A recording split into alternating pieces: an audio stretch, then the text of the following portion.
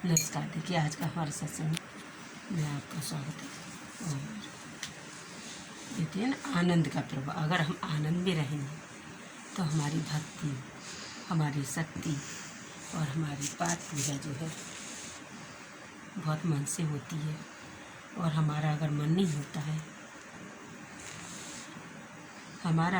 होता है तो हमें न बाड़ी अच्छी होती है, न हमारा मन अच्छा होता है, न तन।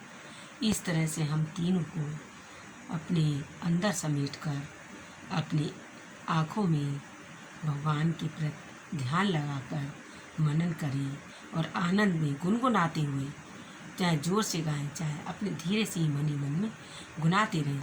आनंद का प्रभाव भाते चले दूसरे के प्रति और पहले अपने अंदर।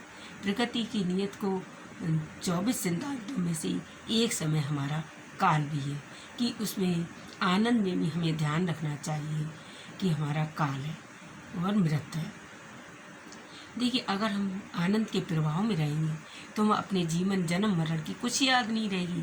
प्रभु से हम जुड़ जाते हैं तो वही तो हमारा सब कार्य निहित करता है कि इस टाइम हमें जन्म होना है, इस टाइम हमारी मृत्यु होना है। जीवन का एक एक क्षण बहुत ही महत्वपूर्ण है और समय कहीं नहीं, कहीं यही भी अभी नहीं है कि ईश्वर के शांत क्षण को महाकाल भी कहा जाता है। जैसे शिवरात्रि में महाकाल रूप भी माना जाता है और महाकाल को शिवरात्रि के नाम से हम जानते हैं। ये बहुत बड़ा समय है, बहुत बड़ा त्यौहार है।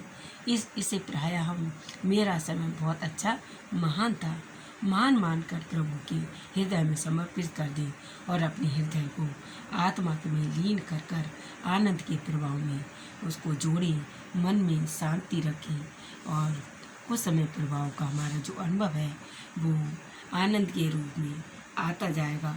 और आनंद की तरह इस तरह से हमारी प्रसन्न चित्त रहकर हमारी जो सत्संग है, दिनचर्या है, वो जीवन हमारा व्यतीत होता है। हमें जन्म मरण का कुछ याद ही नहीं रहेगा। इस तरह से कहते हैं ना, प्रत्येक तुरंत ऊपर की ओर को देखता है और वह क्या है, प्रत्येक वस्तु हमारे अंदर है। जो ऊपर नहीं है वो नीचे नहीं है। अंदर की तरफ देखना या बाहर की तरफ देखना रहना ही ध्यान देना चाहिए।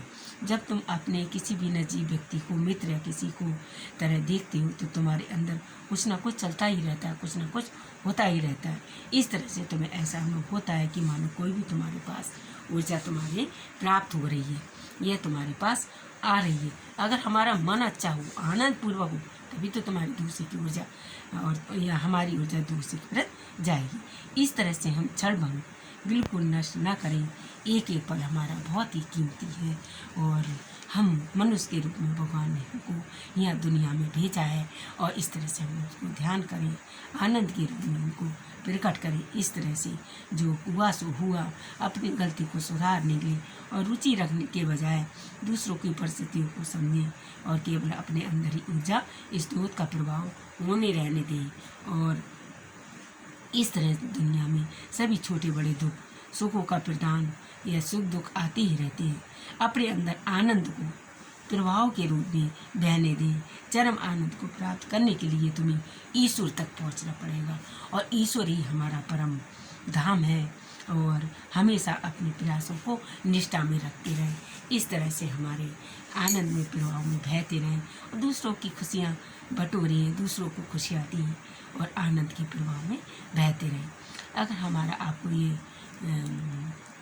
आनंद का रूप जो टाइटल पसंद करें, लाइक करते हो तो कृपया लाइक शेयर और बटन दबा कर कीजिए और सब्सक्राइब कीजिए।